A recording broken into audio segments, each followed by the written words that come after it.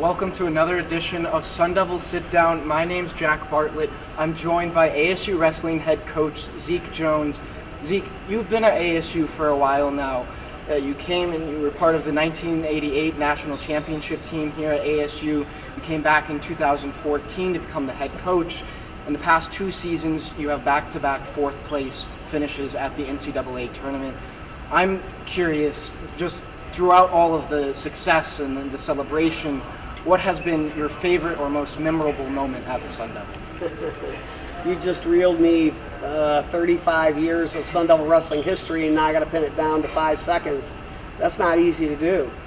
We've had a lot of great moments. Obviously, winning a national championship was a huge and defining moment.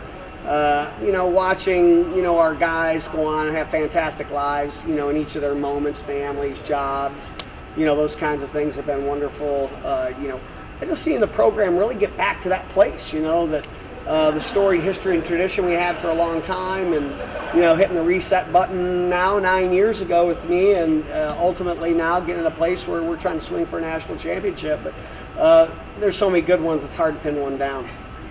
Well, you joined this team when you were 18 years old.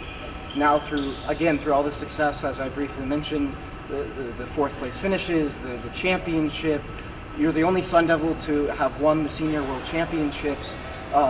Through all of that, you get rewarded this past summer with a 6-year contract extension. I'm wondering, for someone who's had so much success with this team, how does that feel to be rewarded in that way? Well, I'm certainly grateful, right? Arizona State changed my life. This university and the people, most importantly the people in it, changed my life. It made me who I am and who, I want to still become. I really love the opportunity that ASU's given me.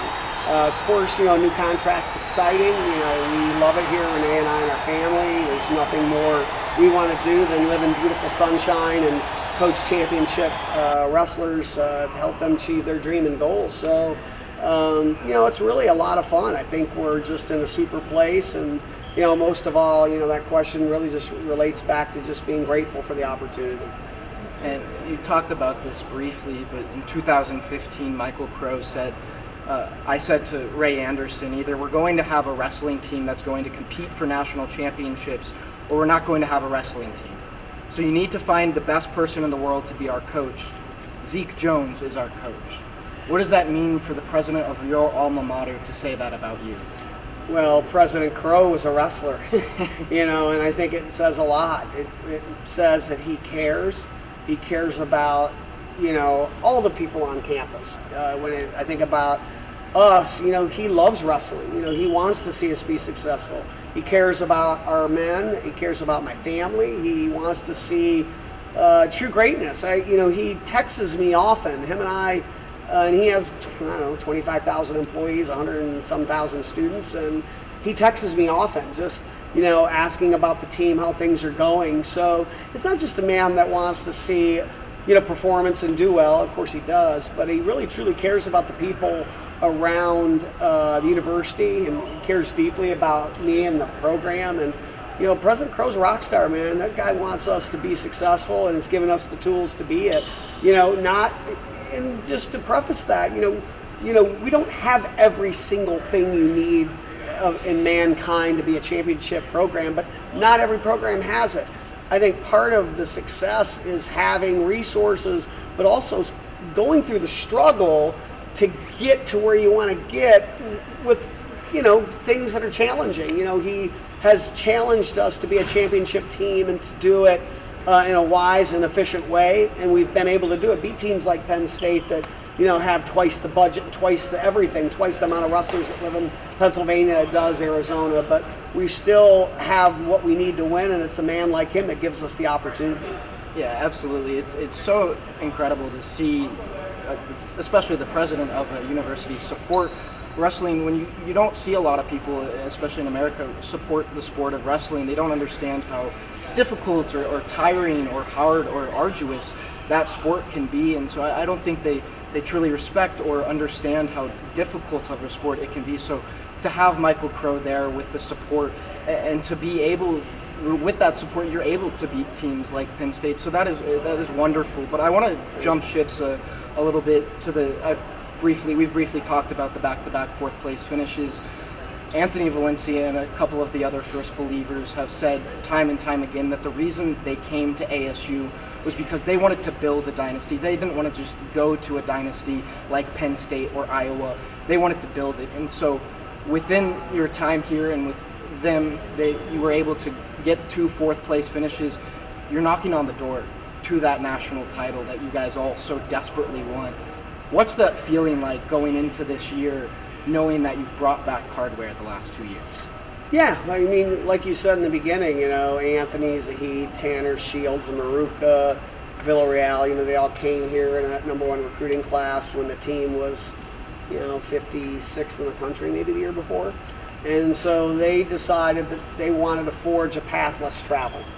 And when they made that decision to be something that just doesn't plug and play, but they wanted to grow something that was their own, it took a big leap of faith. I'm grateful for them to take that leap. Now they've built that foundation. Now we've had success, some conference championships, some team trophies at the NCAA tournament. And we all know there's that one trophy. We got a trophy, but I'm starting to call it the gold trophy. We want the gold trophy. And, we're not going to stop till we get it. We're committed. We also understand, and we're not blind to the fact there are other teams that want it too. We know that there are other teams that are going to work just as hard, maybe not just as hard, but they're going to work hard. But we're going to make sure that we do everything in our power, humanly possible, to do it. Not only, obviously, as we all say, to work hard, but to work smart. But I think we have the right people. I think we have the right people. We have the right foundation with the right culture. Really just the right mindset. I think how we're approaching it, just with humility and gratefulness, that we're just fortunate and happy to be here and want to enjoy the moment too. It's not just all about this excelling under pressure that we got to win. It's more just having fun going out and really just being ourselves, right? Remembering that when they all became wrestlers at 3 years old, at 5 years old, and even at 12 years old, 13 years old, that they did it because they loved the sport. They loved it. This thing that you need to have the speed of a 100-meter dasher, you need to have the endurance of a marathon runner, and the strength of a weightlifter. That's really what a wrestler is. Those 3 things combined, and they fell in love with it, and now they want to do something special with it and honor those that have come before them, honor those at the university with a gold trophy. Certainly, you guys have been working hard to honor and win that trophy. You have 2 guys returning to the team who have been to the national championship bout themselves. Brandon Courtney at 125 pounds. Colton Schultz was at the national championship bout against Gable Stevenson at the heavyweight class last season. How are they going to lead the guys to get themselves into position to be in contention for national championships themselves? Yeah, sure. Well, certainly the guys like Courtney and Schultz, right? They've been there. They've been in the finals. They know what it feels like. What it feels like to compete for a national championship individually. And then, of course, you got 3 other returning All-Americans. You got 5 guys that are all going to be knocking on the door of a national title. I mean, they're all guys that are right there. And then you got some other guys that are knocking on the door, who have the same ability those 5 guys do. They just haven't had the opportunity yet, or they're just in that development phase where they're getting there. And now I think they are there. So it's going to take the leadership of the people that have been there. No one's won the title, though. So you got to still be hungry, right? I mean, they haven't won it yet. They've been in the finals. They got as close as you could get without winning it.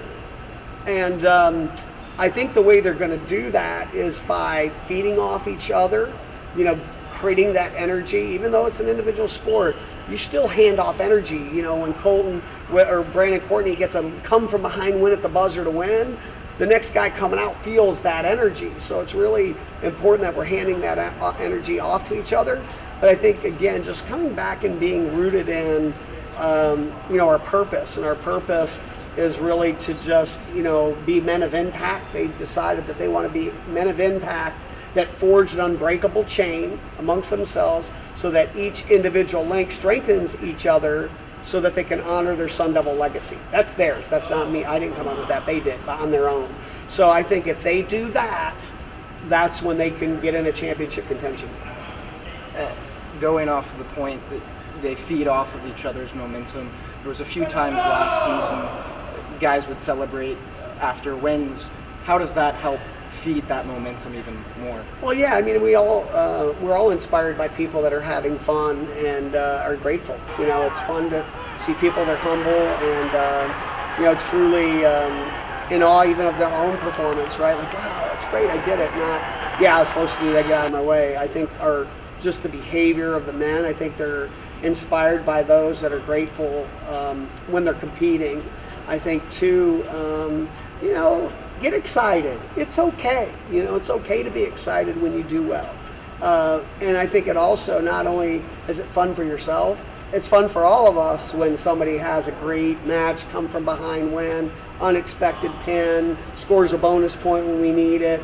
And so I am excited when they get excited. And you talked about how you have fun when you're winning. I imagine in 1988 you had a ton of fun winning that national championship against none other than Oklahoma State, whose head coach at the time was Leroy Smith. Just recently over the summer was inducted into the Oklahoma Sports Hall of Fame. How does it feel to knowing now he's in the Oklahoma Sports Hall of Fame and Oklahoma State, a very prestigious program? How does it feel now, looking back, to be an all-time great coach and an all-time great team? Yeah, I mean, obviously Leroy Smith being a head coach here for a long time, you know, in the National Wrestling Hall of Fame, obviously being honored by the Oklahoma State's, the state of Oklahoma's Hall of Fame, Sports Hall of Fame, and a lot of great athletes come out of Oklahoma, just like Arizona or any other state. We have tremendous people, history, and tradition, and Leroy's a huge and, you know, integral part of our success. When he was the head coach here, I was actually the assistant coach with him for quite a few years and learned a lot from him. And I know, you know, he wrestled at Oklahoma State, coached at Arizona State. He's got a lot of Sun Devil inside him, and it's just been an honor to watch him have success and you know, to pay it forward. And when he was the head coach here, you were an assistant at Bloomsburg. How well did you guys get to know each other while he was here in Tempe? Yeah, actually, before he was the head coach at Arizona State, he was the head coach of the U.S. Olympic program. So when he was coaching the Olympic program, I was wrestling on the Olympic program. So we had a relationship before we worked together here, and I think it was a perfect fit, meaning Leroy just left the Olympic job to take the job at Arizona State. I was coaching at a small school at Bloomsburg University, which at the time was the top 10 team in the country. Small little PA school, but man, they could wrestle. And he said, hey, why don't you come back home? Why don't you come back to Arizona and help me coach the program? And we were fortunate, had some top 5 finishes, some top 4 trophy finishes. And, you know, I owe a lot of my early success as an athlete and as a coach to Leroy Smith. And the last question I have for you, Coach, is you've talked a lot about the first believers over the years. Anthony Valencia was the last one. He graduated last May. Is it weird or is it different at all without them in the wrestling room every day? It is different not having, you know, that group of first believers, you know, the guys that really rebuilt the program. It does feel different. Different is a negative, right? I mean, I think, you know, I miss them. But I really am excited about the new believers, you know, 2022, right? Because we still haven't accomplished the goal that the first believers set, right? You got the second believers, right? The next group, and that pyramid has been built well, right? I mean, the first believers built the bottom of that pyramid and shoved us right into that final triangle brick or two. And I know, you know, maybe we'll call these guys the second believers. You know, they believed in that first group and what they did, and I think their goal is to shove it over the goal line, right? Get it over the goal line and score the touchdown. All right. Well, thank you so much for your time, Zeke, and for answering all my questions. But I'd like to leave you guys with this. The first believers, as Zeke said, was the first group that, the first recruiting class that Zeke ever brought in here. The second believers now the group to try and break that goal and get over the hump for that national title that Zeke Jones and the Sun Devils so desperately want since they last won it in 1988. My name's Jack Bartlett, and thank you so much for listening. Again, Jack Bartlett signing off.